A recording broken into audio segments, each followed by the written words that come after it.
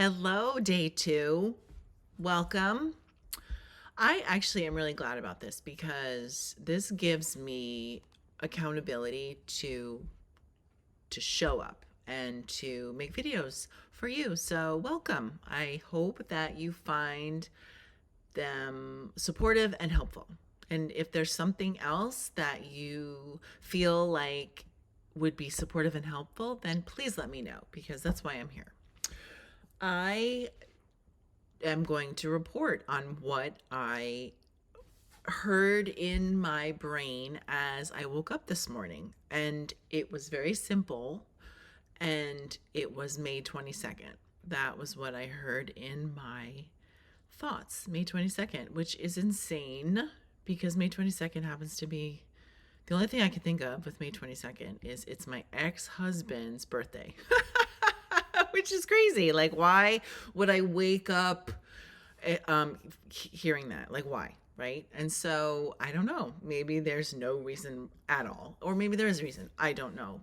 Or maybe my clairsentient powers are getting stronger and heightening, and maybe something's going on with him. I haven't talked to him in decades.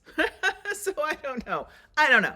But anyway, so I thought what was funny was I thought, well, okay, let me pick a card from my deck to that might relate. If there's any card in the deck that might have a remote sense of connection to that, right? And wouldn't you know, I picked the exact, I'm like, you know what? It's going to be soul contracts because that would make sense. Soul contracts of the people that have come and gone in your life and how you're connected to somebody for a while and then you're not, right? Or you could be connected to someone for your entire life, right? Like with a child. So I was connected to him for a period of time in my 20s. Well, actually, we knew each other in grade school and high school and then got married. But so that is, a soul contract can be something that is, is for a just one period of time, right? So that is one part of this card. This card, soul contract, right here. But the other part is what we're talking about here with this challenge. It's your destiny is written in the scrolls of time, but is also in your hands to create. It says there are two types of soul contracts: the plan you came into this incarnation to execute, and your experience with others, your life before your life. You plan who you're going to meet and who's going to play certain roles in your life, and this card goes into that a little bit, right? Yeah, and it talks about teaching, how other souls can be your teachers, and you also are the teacher to other people in your life. And what this goes into, which is really an important point that I think we really need to remember on a regular basis, is that yes, we have teachers in our life, but we are also teaching others. We are teaching others how to treat us. We are teaching others, if we have children, we are teaching others just through having relationships. We are constantly teaching each other and helping each other grow on a soul level. So I found that very, very fascinating. So the other part that I just wanted to mention here, is that it says you would benefit from quiet time sitting in reflection with a journal handy. Writing gives you answers and it forges communication with your soul. That's so good, right? So good and so simple. Writing forges the communication with your soul. And that is what I have been doing for the last 20 years. It is a magical process of connecting to your inner voice through the process of writing. And it's everything, I think. And when that line is open, the line of communication with your soul, and flowing, you will receive inspiration on the next steps of your path. And that's what we talked about yesterday, the inspired action. You understand that your soul contracts are the great things you desire to do this lifetime. They are also your challenges. There would be no growth without challenge. We have been raised in a world of convenience, and discipline is hard to come by, but is required to do the great things you came here to do. So I love that. I love that. So I just wanted to pass along some information and some inspiration from Soul Contracts. And the only other thing that I wrote down this morning as I was waking up was that I want to help you get connected, right? I try and make things so difficult about my purpose and what am I here to help teach, and I make it so complicated. But at the end of the day, it's actually really simple.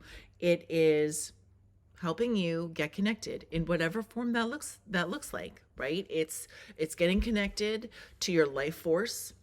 I just turned 50, and it's one of those pivotal times when you can give in to inertia and chronological decrepitation, or you can find creative ways to become more vibrant, to have it be the most vibrant you've ever been in your life. And that is my goal right now, is to connect and to keep the flow of life force going in my body energetically and creatively, and having projects that I'm working on, and all of these pieces of this decade of my life and going forward, right? And so it's really, I've had to reassess and take stock of what am I doing physically. I'm back to yoga, which is really huge because I think some of you know I was training for years to do Ironman triathlons, and my goal was to complete a full race, which I did do in September. I completed the race. So it was funny. As soon as I finished that and processed it, and I had some injuries from, I had crashed my bike and got run over by someone. And I'm still recovering from some injuries. So yoga is really helping with that for a lot of reasons. Not just the physical trauma, but also the emotional trauma that you get from being in an accident. But so once I processed all of that experience, it's like I am done. I never want to be on a bike again, ever. I don't want to jog. I don't want to do the treadmill. I don't want to do anything. I'm so burnt out of those training exercises, those modalities. So swimming maybe, but yoga, it's always been my thing. But anyway, so that is like a physical thing, right? So there's all these different pieces of the puzzle of your life. We talked about that yesterday as well. Like, to pay attention to those puzzle pieces, and to, as you get more connected to your internal voice, you start to gravitate to the things that give you joy. If you're going to exercise for an hour, you might as well enjoy it as opposed to thinking it's torture. So find those things that, not saying you will just be in love with it, but find those things that are nice. A walk on the beach as opposed to a walk on the treadmill if the weather is good, right? So it's like, it's finding the joy in everything, if possible, or at least looking for the joy. Sometimes it's not possible to find it, but anyway. So that's that simple, right? That I want to help you get more connected. And this is day 2 of the 21-day challenge of getting more connected to your subconscious, which I was also reminded, as a writer, I heard the term subtext from a friend of mine the other day, and I thought I had to look it up because I was like, what is subtext? And it's really the meaning under the words. Subtext is the meaning under the words, and that's brilliant. It is literally what I dig for. I dig for subtext, and that could be my slogan on my t-shirt. I dig for subtext.